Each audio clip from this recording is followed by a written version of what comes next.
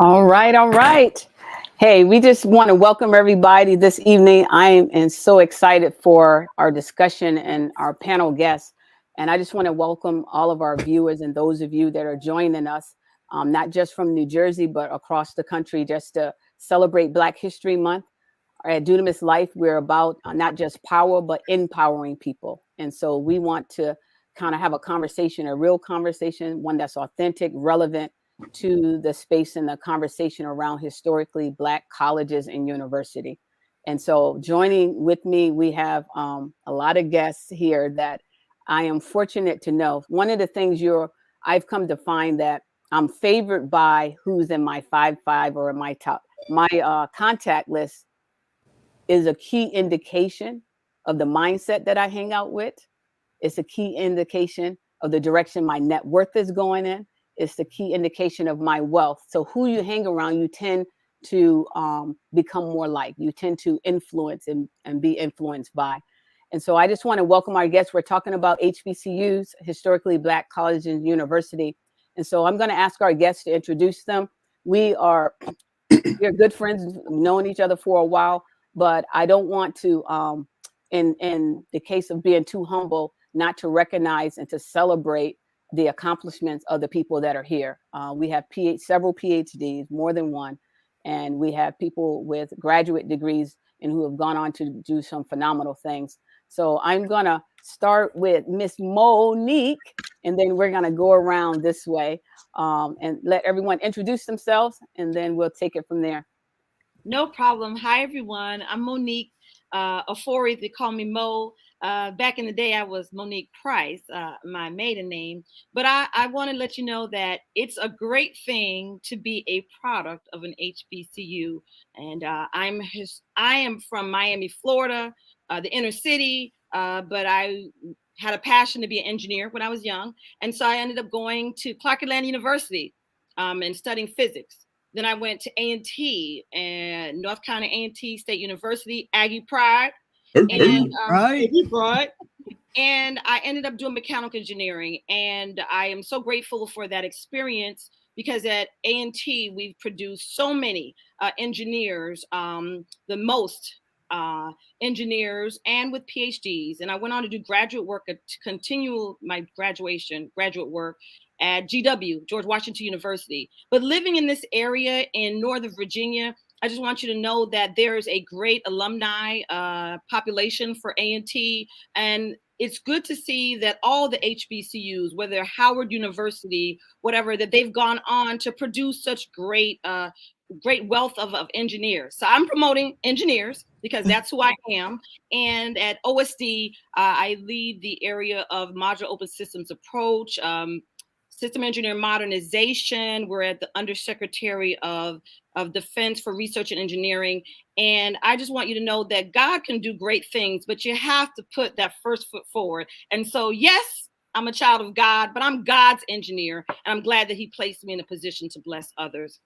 Over to you. Yes, what's up? What's up? That's what's up. Yes, love it, love it. Dr. Kareem, what's up, bro? Hello, everyone. My name is Kareem Hogan. I am a professor at North Carolina A&T State University. I teach electronics, information technology. I am a product fully of North Carolina A&T HBCU Aggie Pride. My background is in electrical engineering, nanobioelectronics, and a little bit of information technology thrown on top. I'm originally from Philadelphia, Pennsylvania, South Philly, born and raised. Didn't spend much days on the playground, but as the soul goes. And I just love the fact that I am a product of an HBCU full-fledged. So I owe all my success to my upbringing and my training from my HBCU. Awesome. That's awesome. He got his Cornell West look going a little bit. You know? All right. Over to Dr. Alexandria. Well, hello, everyone. Hello. My name is Taisha Alexander. I am a product 2 times of a HBCU.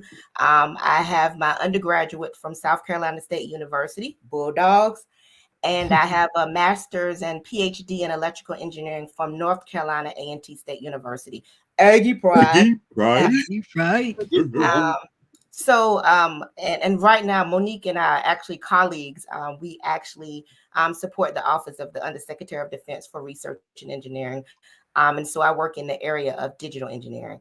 And just, my experience at A&T in South Carolina State prepared me so much for what we are doing now, professionally, socially, just being a well-rounded person. And so I am so grateful that I had the experience to go to a HBCU 2 times. And it was a choice for me to do that because I could have gone to another school, but my heart was to go to a HBCU because I wanted to be proud. I am proud of what they produce. And I'm so proud of where, it has brought me. I'm proud of the opportunity that it has afforded me. Just like Monique said, you keep God first, everything and anything is possible. Phenomenal. Well, no stranger to Dunamis life, and definitely not least, but our very own Dr. Courtney. So even though we're familiar with you, go ahead and share your story, your kind of background for those who Sure. don't know. Hello, DLC fam, and guests. So yes, I'm Dr. Courtney Bowden. I am originally from New Orleans, Louisiana, and I attended Southern University and A&M College for my undergrad degree, and I also received my graduate degrees from North Carolina A&T State University. So I consider myself a Jaggy because I'm a Jaguar and an Aggie. So, but that's where my roots are from. I also chose personally to attend HBCUs simply because of the nurturing environment. I mean, I can't say that I was a genius when I was in high school, but I can say that I needed an environment that can nurture me, take me from where I was, and excel me and propel me forward. And I've had so many great opportunities. I've worked for Hewlett Packard, Lucent Technologies. I've interned with many different companies, and it was afforded to me by an HBCU. I was amazed at the people who chose to recruit from HBCU simply because of the legacy that was there. And it made a tremendous impact on my life. And so I am a college professor. I teach at um, Rowan College of South Jersey, but I'm also a co-owner of MIA Solutions LLC. We do both commercial and government contracting, and I'm so glad to be here. Thanks for having me. Yeah, I appreciate that introduction. And something that just I was thinking about, because I know when I was going to school, the school found me, but I heard more than twice that you said you intentionally went to an HBCU. So how did that come about? How did the intentionality of choosing an HBCU come about? Was it legacy? Was it a mentor? How did you come? What led to that decision? At least an intentional one, or even if you stumbled upon it. So I would say for me, intentional. So I had family members who also attended an HBCU. And so one of the things that they would do is to bring me up on weekends, not just homecoming, on weekends to, attend class, view the campus, and just see the atmosphere and the pride. And I think that exposure, it meant everything to me. And it was an exposure that I wanted for myself. Yeah, that makes sense. Anybody else on what influenced your decision to make that choice? Before we got on this into the room, In the back when we were talking about the band experience of the college, Gotcha. the HBCU band experience. And in Miami, Florida, give a shout out to Miami Norland Senior High School, the Vikings. That's right. And in Norland, we had a great band, marching band. The band in Florida, Florida A&M, Bethune-Cookman College, it is a culture. And so when we were in school, all of my friends, they went and did engineering, they went to FAMU. And so we would go and visit the college campuses. And in in Atlanta, we had campus trips, as Ty said, we would go visit. And those people who went on, who were like mentors to me when I was a junior or a freshman in high school, they went on and they did great things and they got scholarships. And I have to give a shout out. There was a lady who went to Clarkland University and she received the full scholarship. And she got a full scholarship. And I said, I can do that too. Dr. Dewana Harvell. And I remember looking and say, I want to do that too. So I went to the guidance counselor office and I said, give me all the school scholarships you have to the HBCUs. And I applied. And I know that it was only because I didn't have any money to go to college. And my mom and dad said, if you're going to go, you got to go pay for it. But I also know that I saw others that were mentors to me. And I saw how great the experience was. And they came back and promoted it. Yeah. Over. Yeah. And I think another thing too is that I saw people achieving great things that looked like me. That was phenomenal for me. You see entertainers and things, in the media. But at that time, for me, I saw someone that I could pattern my life after, I could be like, and I saw that it was achievable. And so that, in itself, meant a lot to me. Because you always say, well, who you want to be like when you grow up? Right. Yeah, that's huge. The visualization or the example, right? To kind of do that. I remember when I was in Nesby undergrad, right? I'm the minority here, but I remember going to MIT and meeting the brothers from Chocolate City. They were some brilliant brains, and I had never seen that before. So being able to see us just environment that cultivates our black brilliance, that gives pride, that gives legacy. And I think that's just huge to one's self-worth, which is what I think a lot of our youth, young adults even, are struggling with, the black brilliance part of ourselves, the innovative minds with regard to that. So that is just like a pretty huge thing there. Yeah. And I think that teachers or professors, even Kareem can attest to this, at HBCUs, they really care. And you can see it and you can feel it, and they push you. You're not just another number.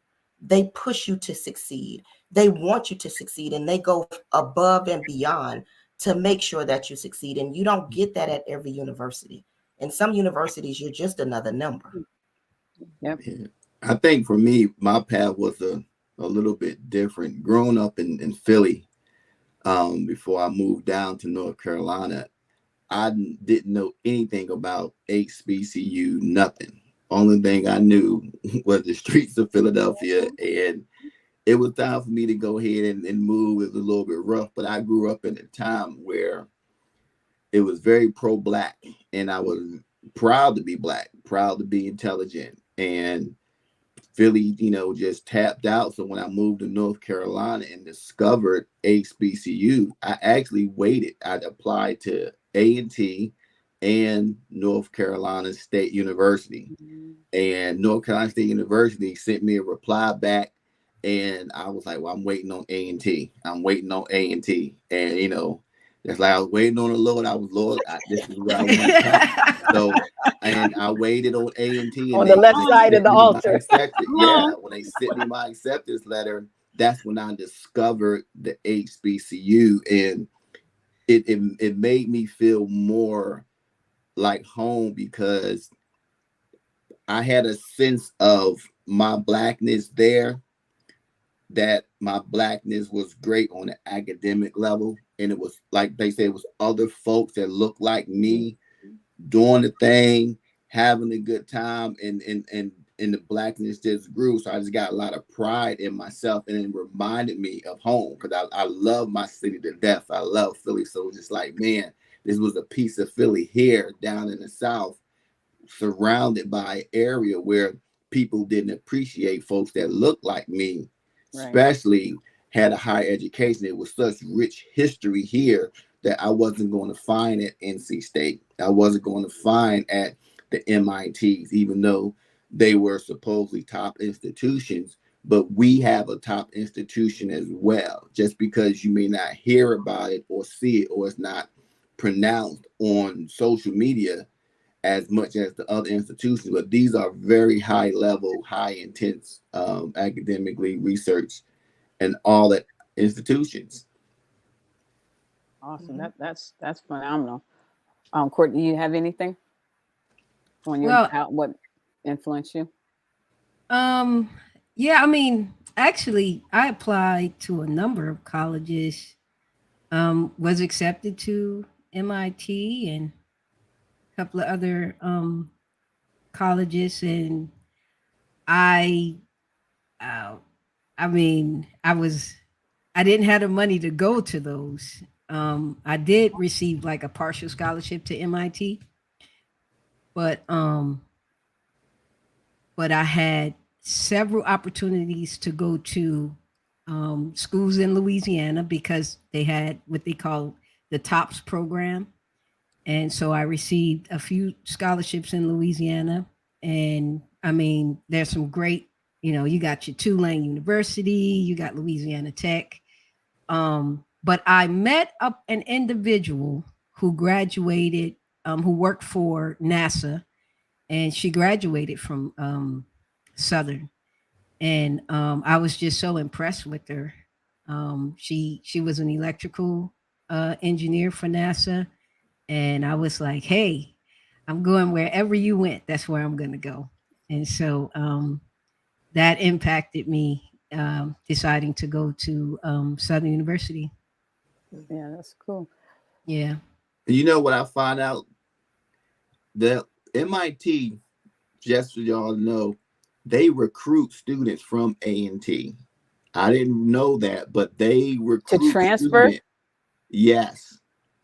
Interesting. I stumbled upon a recruiter at a NSBE event, and he was recruiting students to transfer or go into MIT grad school. Wow. Okay. So don't think that they're not out there trying to poach and they know where the bright ones are Yeah. at these HBCUs. They do recruit on the low. Yep. Yeah. And I remember having a conversation with someone with my former employer, and they were saying, oh, they were having a hard time, finding African American talent. And I'm like, well, you fishing in the wrong pool. Put your rod in A&T, because just like Mo said, they were producing next to Georgia Tech. I think they were ahead of Georgia Tech in producing the PhDs, right, in engineering. They were leading that. At least I knew that number. I knew that much, and that was from NSBE, National Society of Black Engineers as well. So, with that. And Ty, something you said earlier about well-roundedness, because I think that is one of the misconceptions, that if you go to an HBCU, you're not going to be prepared for the world, the corporate, the where we are the minority. So can you all kind of address that? Because I think that's in some people's mind, that somehow they're going to be underdeveloped. Just like I have friends that homeschool, and for some reason, people have in their head that homeschool kids are behind, and oftentimes they're actually a lot further. Yeah, they are. So I think there's a similar thing, that somehow HBCU is putting you at a disadvantage. So can we talk about that whole well-roundedness, and what do we actually mean when we're talking about that? Yeah, I can. So at South Carolina State, even when I was interviewing, so they had what they call the career development center there, and they would work with you on how to interview, even when you go out to have dinner with the company. Just the right perspective, the right protocol, dining etiquette, and then different. Some of the different associations that I was a part of, just work with you on dress. What should you wear? How should you present yourself? Even taking speaking classes so that you could learn how to speak if you have a fear of speaking.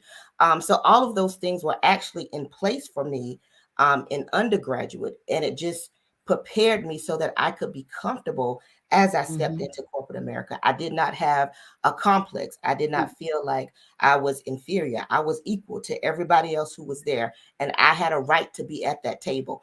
And they prepared me for that mindset that you have earned your seat at the table. You have a right to be there. Wow. Yeah, that's. I just want to share the one thing. When I got up this morning, I did pray about it, about tonight. And the Lord reminded me that going to an HBCU was an advantage for me. An advantage. I received advantage from that. And when I went to Clark Atlanta, some of the best classes I had, quantum mechanics, the teachers I had, I went and looked them up back on the internet. And they wrote some of the main research proposals that were out there.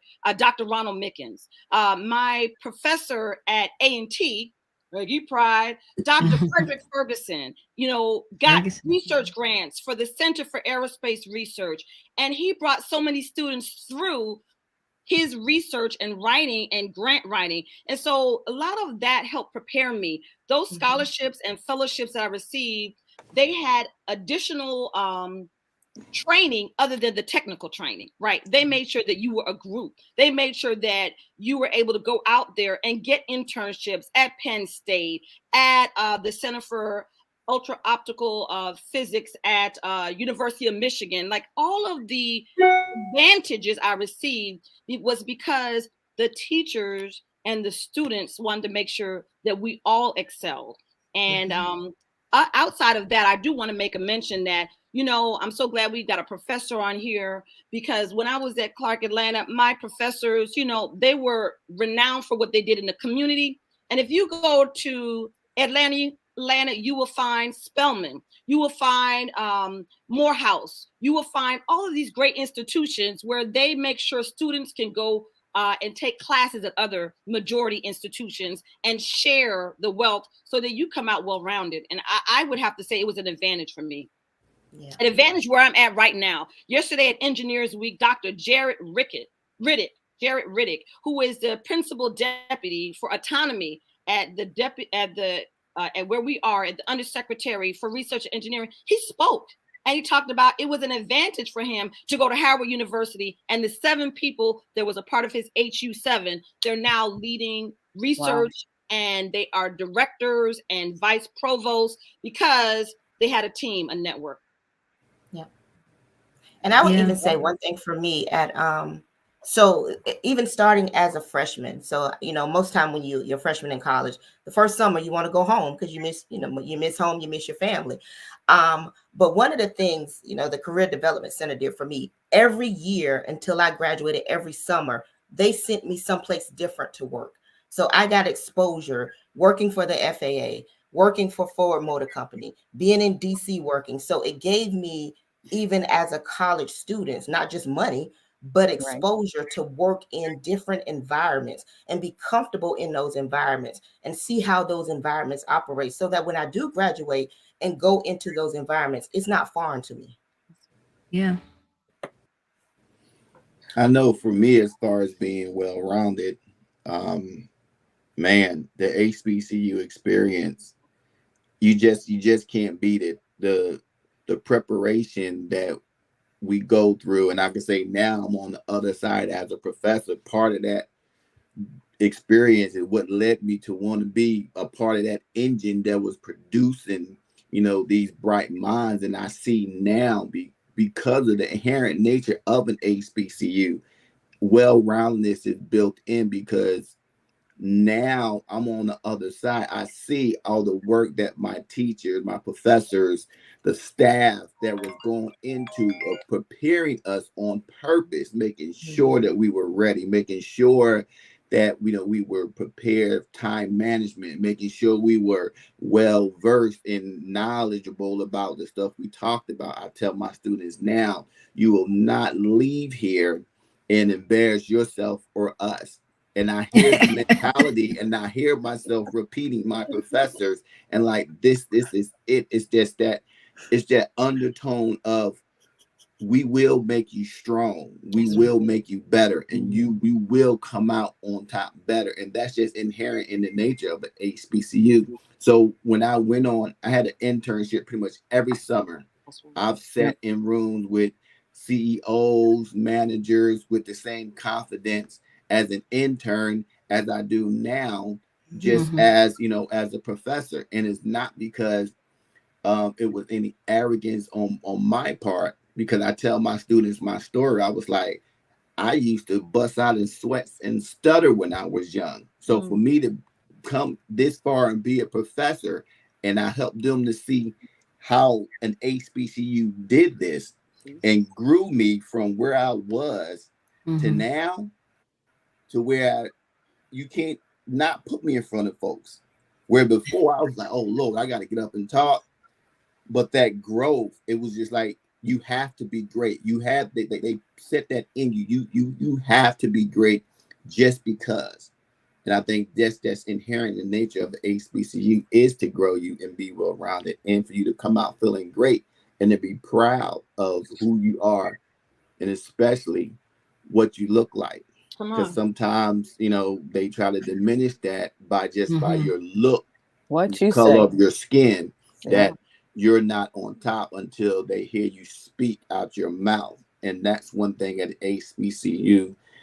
It just made me, just once I opened my mouth, whatever stereotype, whatever misconceptions you had about me, that's why I love get all credit to my HBCU. Man. I think I'm gonna go and roll right now. I'm gonna get me. I think I'm gonna get me. Anybody want to write in recommendation for me? No, you know what he said, something that's very important, very unique. I could sit here and picture myself in that NASA car center with Derek McRae and all the different folks. And they would say, listen, we got to pass this test, right? We're not flunking this test. We're staying up all night long. And it was a teamwork. You didn't go there by yourself. Definitely. I can see it right now. And I remember thinking, I'm not in it by myself. That's what I love myself for saying. I'm not in it by myself. That's a huge statement right there. Yeah. That's a huge statement. And I think the community piece, even now when I'm looking at us as a community, I said, man, that collective work and economics, us working together, that's where our biggest strength is, right? And I think a lot of times, at least for me, I try not to be the one that, you come from the hood, and then you act like you never come from the hood, right? And to stay connected, to continue to allow my steps to be a path for somebody else and an on ramp for somebody else. So Kareem said, you're talking about, being a professor now, helping to shape those minds. How do you all see the giving back piece and reaching back piece for you now? What does that look like? Where you're at in your lives, and how do you go back and participate? Do you find the cities you live in? How do you begin to still stay with trailblazing and helping to shape young minds to just in general? I know for me, I other than volunteering, and another tenet that HBCUs we stand on, giving back. I mean, you cannot be at HBCU and not feel the need to give back. And I think it's a setup from God that most HBCUs are in what they call the hood, because we get to extend out in our neighborhoods and help the ones that are close to us, and just so happen they're in majority minority neighborhoods. But I know for me, giving that's just second nature. I mean, that service thing, whether it's tutoring at the high schools, running robot programs at the middle school, it's like you have to do it. The drawness is there, and it's like, man, I just want to get back. I can't see somebody just leaving and saying, okay, I'm not going nowhere. Right. All of my students, they tell me wherever they go, they set up something, whatever city they are in, just to give back and do, because that's what's implanted in them. And they see how much people have invested in them at the HBCU, they replicate that where they go. So we only not only have that power, that impact in our local community, but we have our representatives that go out to that leave, for example, A&T and go to Michigan or Detroit, and they go there, or they go to Minneapolis, Minnesota, and they start getting involved there. So now you got this extension of this impact in the long range is actually happening. So I don't know. I guess everybody will probably feel the same. I know we probably done a lot of stuff together, out in the community, at A&T. I know, definitely. Yeah. I think for me, one of the things too is, not just, volunteer with, math and science to underrepresented minorities, because sometimes that's the area that they're most challenged in. So to really be able to volunteer and help them. One of the things that I enjoy doing, because Pastor Psyche, you mentioned, you can't, come out the hood and then act like you never, you made it. So you never been a part of the hood. So I like to go back and go home because, and I'm from South Carolina. So I grew up in a small town called Bishopville, but then we moved to Columbia. So now you're out of Bishopville, you're in Columbia. But big time. Yeah. And now I like to go back, to Bishopville and just talk to the kids in the community, because one of the things for me, it was important for me to see somebody that looked like me that did it. And so to be an example for somebody else, for them to see somebody that looked like them that did it, to say, I came from here. You see that house over there? I used to live there. I did it. You can do it too. And also, one of the things, I've partnered with an organization where I've gone and talked to the parents as well, to help them to understand the importance of STEM education. I picked the HBCU, but I didn't pick my major. My parents actually picked my major. Really? And they said, this is what you will do, and you will get a PhD in it, and you better not change it. So, but they did that because they actually looked at the market of what was on the horizon for the next 10 to 15 years. And it's 5 of us, and they picked all of our majors. Really? We all went to HBCUs. Yes, they picked all of our majors. And so I actually enjoy talking to parents just to help them to understand the importance of being a part of that process, to help your child discover what they want to be.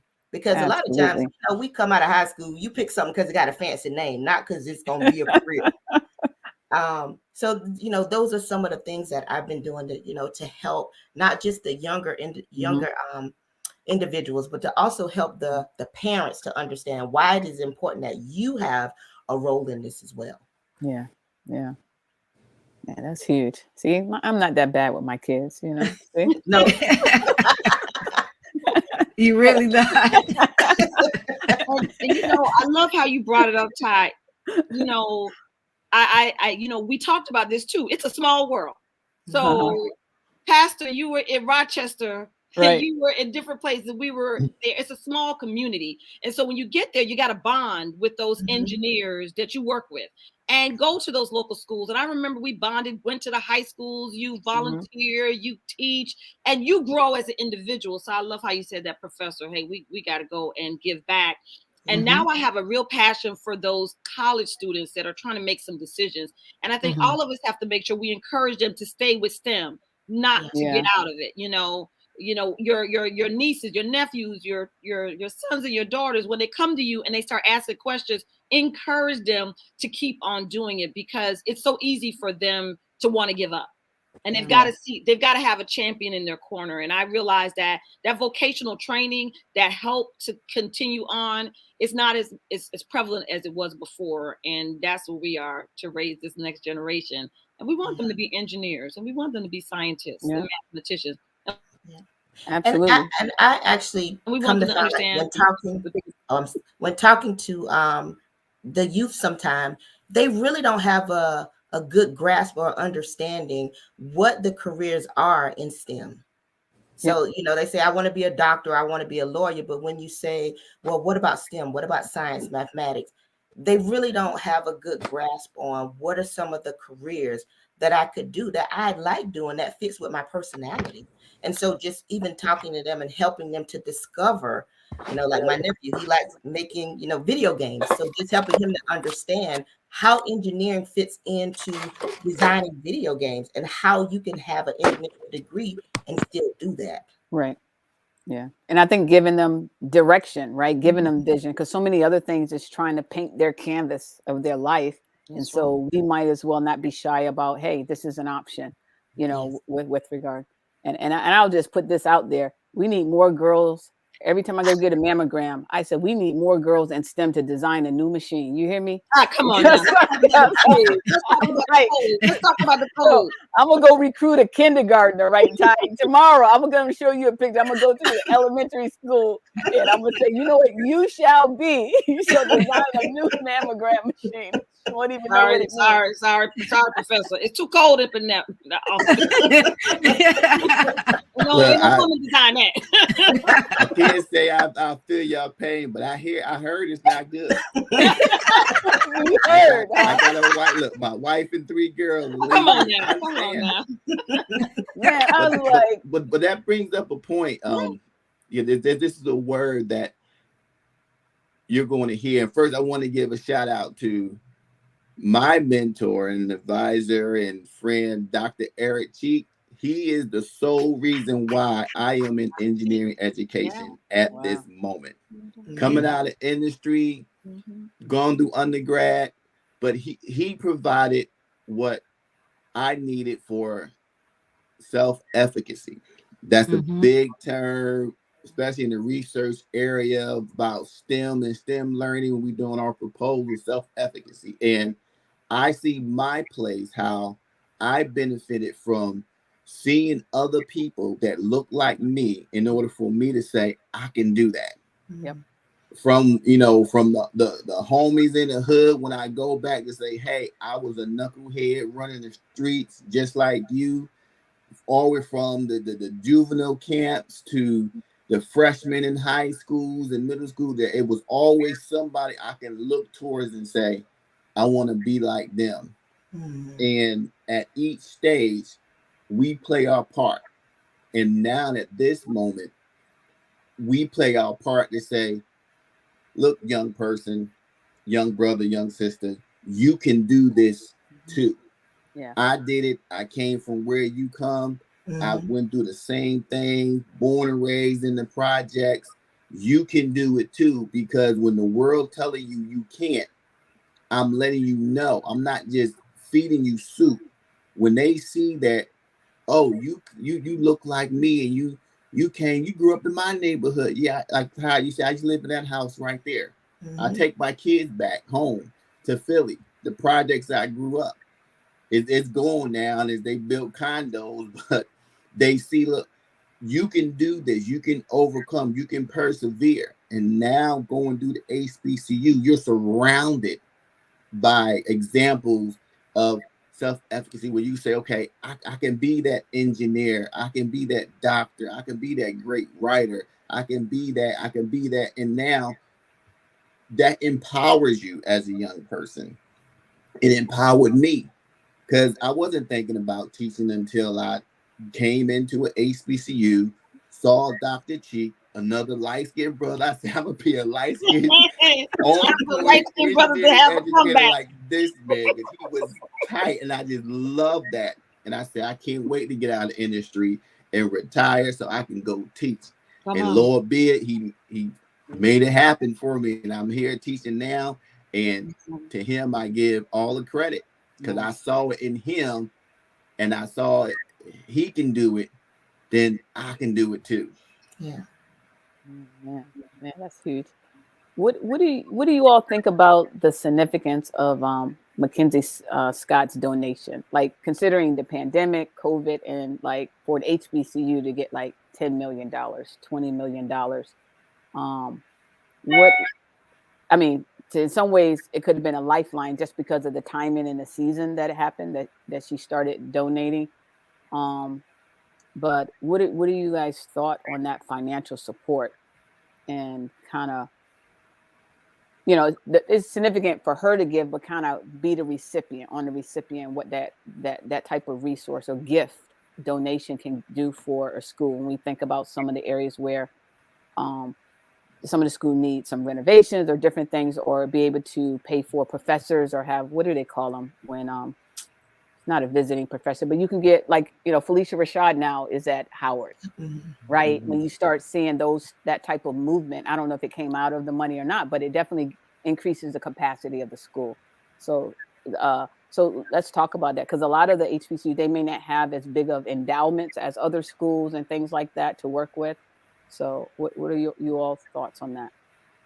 I think the Lord is the provider. I don't think there's no coincidence. I'm gonna just say that right now. Go ahead, preach for a minute.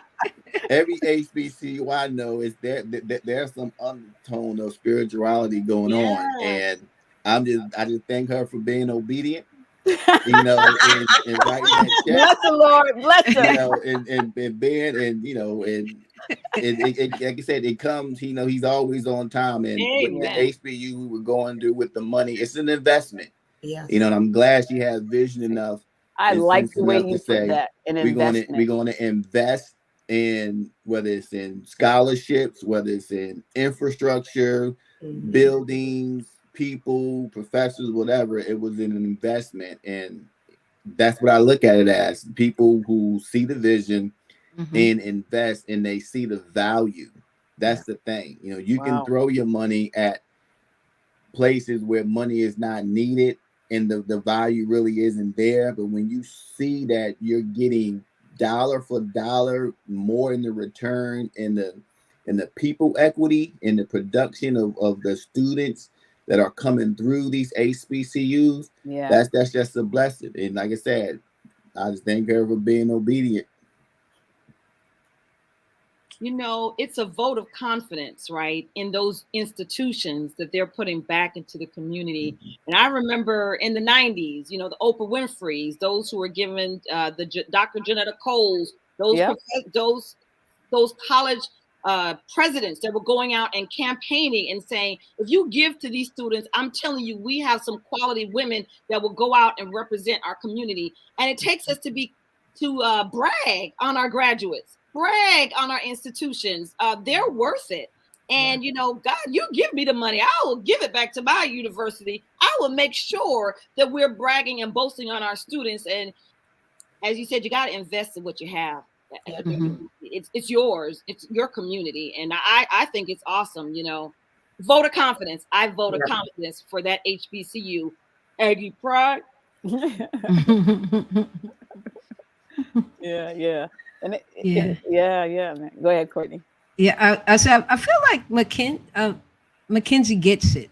I think she understands that when you pour into people, then people produce.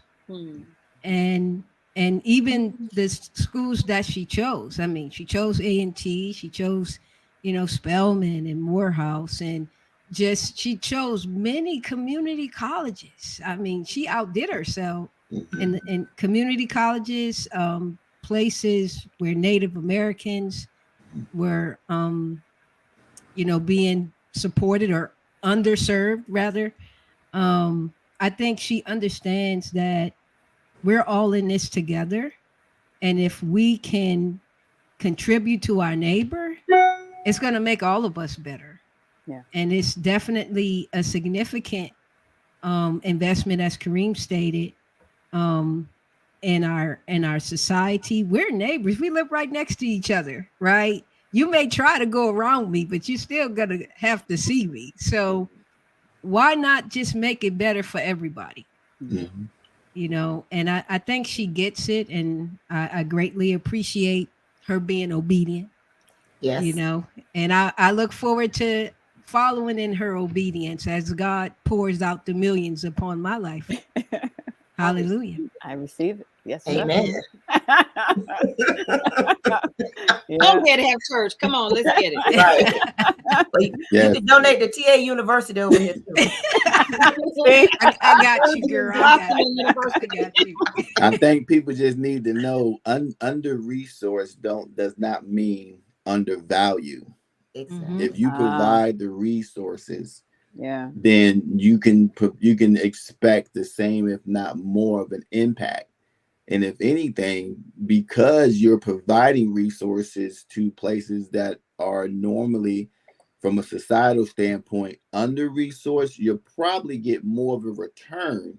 I'm looking at, because people that have been used to having to stretch resources and really they value their resources, they tend to really steward over them a whole lot more than folks who just have extra and don't really know what to do with it. And when you look at the actual production rate, we're probably producing more. For example, for us to be a small level school compared to the larger, predominantly white institution, and we're the number one producer in engineers, that tells you something. We're just now in the past year or so getting over 15,000. That's Really? for the Wow. total university, and we're producing more engineers than the larger institution with the 60, 70, $100,000, student campuses. But because we value the resources, we know you give us some money, we're going to put it in the right places to produce and do the right things and make opportunities. And like I said, I thank her for definitely her investment. So she's showing, putting her money where her mouth is. Yes. Yeah. Yeah. And I think that framing there, that again, that shows you the influence and the power of how a HBU shapes you. Because some people feel like because of someone investment, they're donating. I'm obligated. No, you're investing just like you would invest in any other uh, business or whatever. You're going to see a productivity from that return.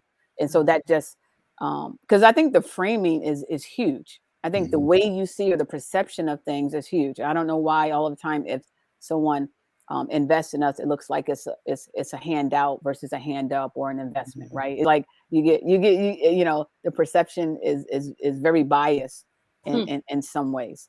And a lot of times, as to Kareem's point, we have done a lot with little, right? We've made it multiply in a way that most people probably couldn't, who were more prepared and set up, right? So things like that. I mean, as we kind of get to the conclusion of our conversation, one question I have is, because I know I've had it just in general with trying to overcoming things in life, but what would you say was one of your biggest challenges? And it could have been either on the academic achievement degree, or it could have been in corporate, but what have been some of the challenges that you've had to navigate on your journey? And what was key to the breakthrough, or key to not quitting, key to, getting on the other side of it? But what have been either academically or career wise, how have you navigated some of your biggest challenges? Man, I know for me, one of my biggest challenges was, and you'll probably hear this a lot, with being the first. I was the first to go to college. I was the first to achieve, the first to get my degree. And it was handling that sense of going back and being the one to say, okay, I'm that one in my family that's going to put my family, my people on my shoulders and move forward.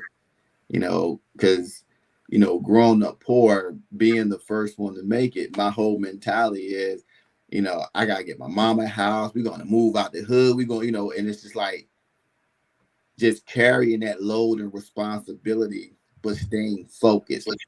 Because for me, I couldn't separate it. When I went to the military, my first thought when I get home and get out, I'm gonna buy my mama this, and that. We're gonna move. She's gonna get this house, and it's like, okay, how do I balance that responsibility, that sense of, this is what I'm supposed to do with academics and staying focused and not wanting to fail and really can't fail, because I tell my students, I was like, I came to school, I had $25 to my name. I couldn't go home. Like I literally, like there was nobody to come get me if I failed. That pressure, how do I do it? But you know what? My HBCU family helped me, because it was other people like that around me with the same story. It's other people that were a year ahead of me that I got through my first year. This is how I did it. Let me show you the ropes. Let me show you what you do. It was people that graduated would come back and say, okay, this is what you need to do. This is how you need to set up things. It was professors just like, hey, I understand. This is how we're going to take care. We're going to make sure you set you up. And it's like, oh, I'm not by myself with this load. And while I have people to help me shoulder it, they're actually teaching me how to handle the weight. So as time went on, more of the weight they was giving it back. So by the time I graduated, I was able to carry it on my own fully. Wow. And was ready with the responsibility of, okay, now you finished your graduating. You got to get your brother, get him in school. You got to go get your mom that house. I mean, you got to get your finances together. So I had help in doing it when I thought I got to do this by myself. That was my biggest thing. How am I going to do it? I didn't know.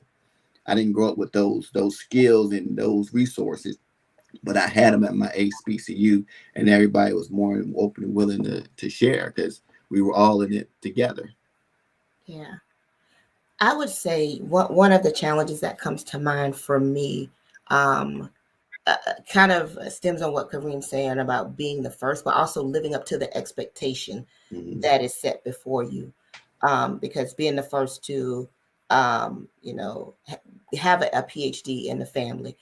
But one of the things and being a challenge I had was being able to really step into yourself, knowing who you are and whose you are, and then your purpose for what you were created for. I think the friendships that I have developed at a HBCU, Courtney and Monique, we've been friends for over 20 years. Yeah.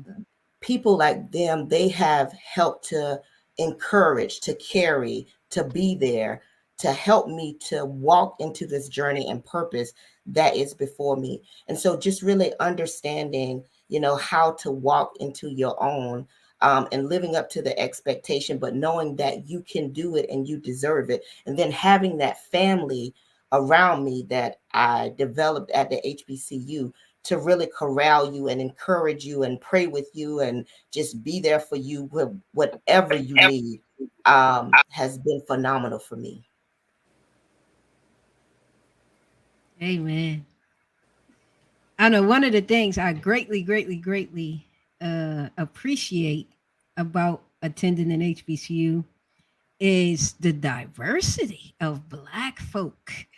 I mean, when I went to Southern, I met your hippie Black folk. I met your real nerdy Black folk. Yeah, I met my woke Black folk, and I just the culture, the diversity, and just so many great people where you fit in no matter what, Yeah. because we're such an eclectic group of people, and we our roots are so diverse. And I've learned how to wear my hair all kinds of ways, and I just such an appreciation for who I am and the diversity within me, the way I talk, the way I walk, the way my brothers step. And I love it. I loved everything there was to love about attending an HBCU. And I don't think I could have found that anywhere else. And I just appreciate it. I love that about my experience. Yeah. Teamwork makes the dream work. You can't give up. I remember whether it's brokenhearted because the boyfriend broke up with you, you didn't get your scholarship or your fellowship on time, and all you have is a can of tuna fish and some water in the refrigerator. Say it. One bedroom efficiency. Whether you trying to split $3 for some French fries,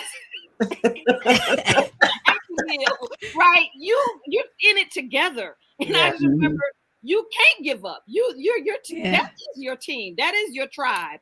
Yeah. I mean, I'm not gonna let you die of a broken heart because your boyfriend. I'm telling the truth. That's a testimony right here because I tell you, Exactly. You people that went with me to the juke joint so I could get over that failed relationship. Okay, so I'm here to tell you, The juke joint. we were talking about juke joints before. But I'm saying that you had somebody else to help you through. Yeah. And so after you came back from that juke joint, you went and got that Bible and you went and did that devotional and you called up your friend and you got past it. I didn't get an A on that test, but you're with someone. And I'm here to tell you, failure is not an option. Yes, not an option. It's not an option. I'm not leaving my sister or my brother behind. And we laugh and joke, but I love the fact that I have brothers and sisters 20, 25 years later that I can still depend on and say, hey, you know, how are you doing at your job? Can you give me some tips? What do I do? And God is in it because you didn't get here by yourself. Write the vision and make it plain. You want to be that engineer? You put that in that little time capsule and say, I will be there. I believe it will happen. The money will come, the resources will come, and the help will come. Thank you, Jesus. Amen. Amen. Amen. That's a good benediction right there. Jokes. I love the part when you said, Monique, you're not by yourself. Not all of my kids went to an HBCU, and I still love them though. I still love them. But it's the fact of, you know, how we teach our kids, you know, as parents, you know, networking. Right. And when you look at networking, they're more shallow relationships for professional gain. At an HBCU, the relationships that you get by going through the experience together goes a lot deeper than networking. You really develop family type of bonds with the people around you. It really takes a lot of effort to be or to feel like you're by yourself. Like you have to really like isolate yourself. Like even people that are introverts won't say I'm by myself at the HBCU. It's just that sense of family that's all around, and you make lifelong friends. Like today, lifelong friends that I can just, like I said, go back. The stuff you went through was there, and it's not just somebody I can call to help me get a job, but somebody I can call that will come see me on my birthday, that will come visit me in the hospital, that'll check up on me, that'll lend me some money if I need to. I'm gonna test that one day. But, most of my friends got good jobs. I'm gonna test that one day. But it's that sense of family that you know you just don't get no one else. Again, it's that underlying assumed this is how it is. This is inherent to the nature of the HBCU. Yeah. Man, I'm jacked up, y'all. I'm gonna go tomorrow. I'm gonna get up and I'm gonna go find something, do something great again. Just, but I just love seeing what God has done in our life, right? We definitely give Him all the glory, and I just appreciate the conversation and catching up, seeing what everybody's doing. But most of all, it's good to know that we're out there where God has planted us, making impact, influence, and you know, again, we're in it together, where God has sent us, right, to really change the world, change life. I think that's the biggest honor when it comes to mentoring or pastoring or coaching, any of those things, that you're partnering God on shaping somebody's life, right? You know, helping them to escort their purpose into a place where they can begin to stand on their feet and run on their own, right? You know, where they can crawl, walk, run. But so I appreciate each and every one of you for joining us on this evening. Any final comments or anything like that? We definitely can share this on our YouTube, and because I'm sure you have mentees or different people you want to share it with, and we'll probably get a lot more you know, comments and stuff like that. But I'm excited, and so it's been great talking with each and every one, all y'all doctors, amen, and all of that. So we'll see y'all soon. All right. All right. Thank you. Real good. Good to see you. Great. All right. Be excited.